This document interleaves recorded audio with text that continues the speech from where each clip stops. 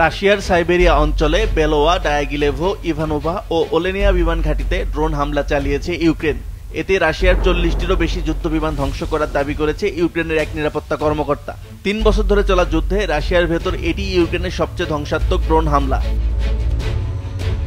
Drone হামলায় প্রায় $7 million ক্ষতি হয়েছে রাশিয়ার। রাশিয়ার ধ্বংস হয়ে যাওয়া বিমানগুলোর মধ্যে TU-95, TU-22, TU-160 এবং A-50 রয়েছে। এসব যুদ্ধ বিমান রাশিয়ার পারমাণবিক প্রতিরক্ষা ব্যবস্থায় বেশ গুরুত্বপূর্ণ ভূমিকা রাখে। এছাড়া এই ধরনের যুদ্ধ বিমান ব্যবহার করে ইউক্রেনের বিভিন্ন শহরে দূরপাল্লার ক্ষেপণাস্ত্র হামলা চালিয়ে আসছে রাশিয়া। ইউক্রেনের নিরাপত্তা সংস্থা SBU ড্রোন হামলা পরিচালনা করে। এই অভিযানের সাংকেতিক নাম স্পাইডার ওয়েভ। এক নিরাপত্তা কর্মকর্তা জানান, 18 মাসের বেশি সময় ধরে এই অভিযানের প্রস্তুতি নেয় দেশটি। প্রথমে ড্রোনগুলো রাশিয়ার ভেতরে পাঠানো হয়, পরে লরিতে করে ঘাঁটির কাছ থেকে হামলা চালানো হয়েছে।